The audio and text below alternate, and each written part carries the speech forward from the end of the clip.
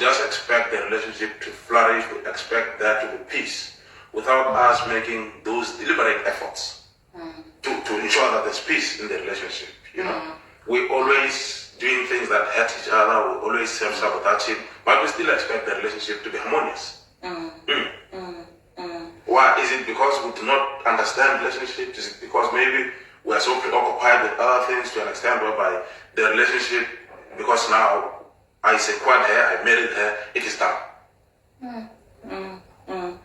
I think that it's all of those, because if I get into a relationship and maybe I am mindful of what I want, but I've not engaged my partner in terms of, you know, what they want and how aligned we are in what we both want, so that there's compromise. I think the key word becomes a compromise, because at a point when a relationship is going to serve one party, there's definitely going to be a problem.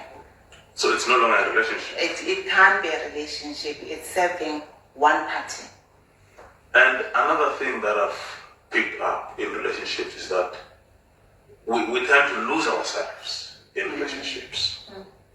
What can you say about that? I usually say, when my definition of who I am is not clear, I will then find myself in arrangements. That is arrangements, you know, and I'm using the word intentionally. Arrangements basically meaning relationships that are also not clear. You understand? So for me to be clear about what I want, I first, that decluttering that you're talking about, I need to go back to find out, Uguti, who am I, all right? What are my strengths? What are the things that I need to work on in making myself a better person?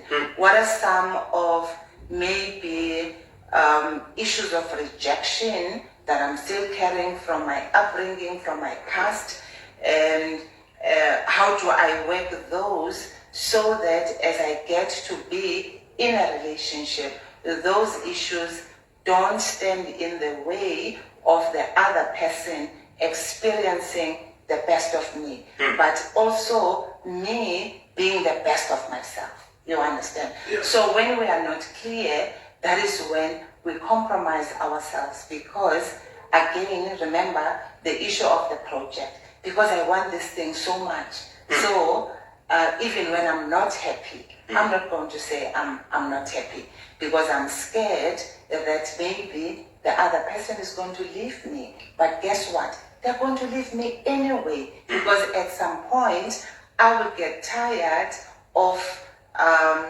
suppressing, you know, myself. So at a point when now my true self is coming out, the other person is going to be confused, because that is not the person that they got attracted to.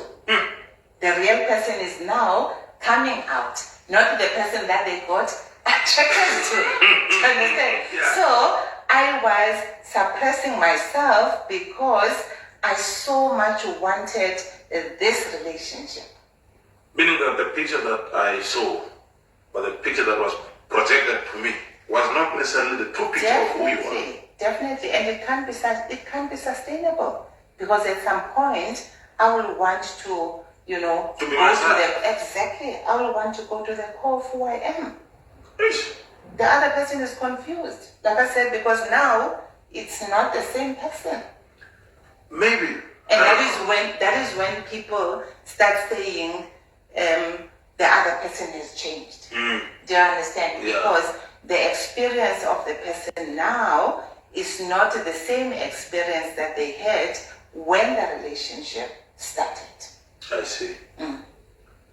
But how do we then close this gap? Because to me, this is a very big gap. The reason why I'm saying this is because there's other factors that play out as the relationship grows. For instance, the involvement of in-laws, protection of each other from your own family, issues of the involvement of friends, or how far can you keep friends into the relationship, how you resolve conflicts, your relationship with money, how you should discipline children or even raise them.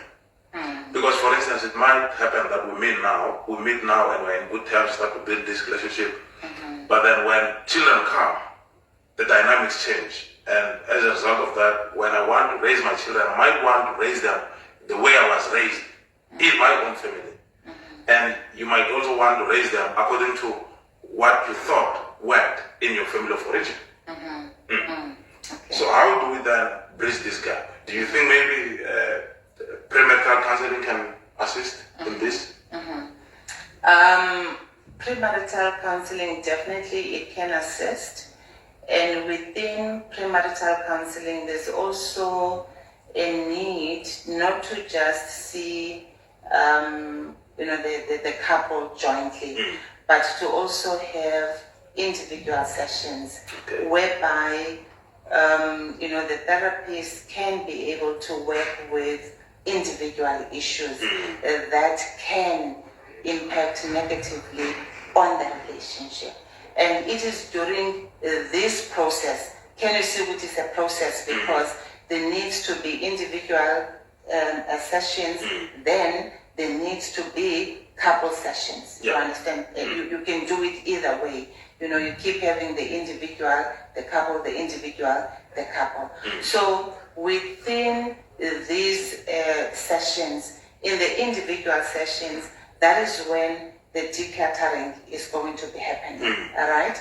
And not to say that you are hiding the issues, but there are issues that will be individual, that will not necessarily, I would say, be having a place in the couple session. So they can be or need to be dealt with, individual. Let's say childhood traumas and whatever the case might be, issues with exes, you understand, right? Now, within the couple session, one of the things that needs to be worked on is going to be having a clear definition of the relationship. What is it that we are getting ourselves into? And that is important because people always assume that when we say, let's have a clear definition of marriage, we're talking about marriage generally. No, we are talking about this marriage. So there can be 5 marriages, meaning 10 people, right? But remember, all these 5 marriages are different, and there's no right or wrong. But each of these 5 couples needs to be able to say what is going to work for our own marriage. So they need to have their own definition of marriage, and within that, find alignment, basically meaning what are the issues that they easily align on, but within that, build on and enhance those issues. What are the issues that they find gaps, in, then build on and work on those gaps. Then after the definition of marriage, the next exercise is going to be the definition of roles within this marriage again. So let's put the role of the husband for this marriage. What is your understanding of the role of the husband? What is your understanding of the role of the husband? Let's align that. Let's go into the understanding of the role of the wife. What is, same thing. So again, we are aligning the understanding of the roles. So when we have aligned definition of marriage, definition of roles, it then becomes easier to then talk about expectations, right? So this is when the issues of how many kids do we want to have, how are we going to parent, how are we going to manage our finances, and the other very critical issue is, can we also define family? This is when the issue of the in-laws comes in. So is family for you the nuclear family, meaning your spouse and your children, or does it include the siblings and the parents and parents-in-laws? Do you understand? So there also is a need to align the definition of family? Very profound. And I can see that people are waving, people are clapping, people are admiring the conversation that we're having. And I'm hoping that we can keep on giving them a taste of what we do. Guys, like I've indicated, she's a very busy professional. I just stole a bit of her time in between sessions. But like I always say to you, we are based at Netcare Jacaranda Hospital, whereby we run a mental health facility consisting of a team of health professionals referred to as the MDT. We have a psychiatrist by the name of Dr. Lawrence. We have the clinical psychologist, Dr. Mvoko, the one I'm with here. Then we've got myself, Nyiko Mabunda, the social worker. We've got our occupational therapist, Lucy, and our physiotherapist, Sister Ina Mabaso. So I know there are those of you who want to engage here, there are those of you who might even want to pose questions. Due to time, guys, we won't be able to take those questions, but I'll note them and I will be able to respond to them when I have my evening shows. So I'm sure you can hear, she's an expert, she's done this so many times. In fact, she's even my mentor in the workspace. So we are going to have her more often. In fact, my dream is to one day have a couples retreat of some sort where we need to talk about these things. We need to come face to face with these issues and find a way of making it work. But before we finish, something came to my mind. You know, there's those people who are already in relationships, in marriages, and they did not do premarital therapy. And when they are sitting, they can see the gaps, they can see the cracks in the relationship. Is there anything that can still be done to help them? When you are already in a relationship, that's a beautiful space to be in. That's a beautiful space to be in. And the key issue is there needs to be intent from both parties to work on the relationship. Both parties need to want to be in the relationship, all right? That's the first ingredient.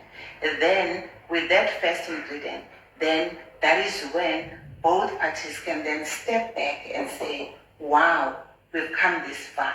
Can we, reflect and let's talk about what has worked for us up to this point. What is it that we need to do differently moving forward?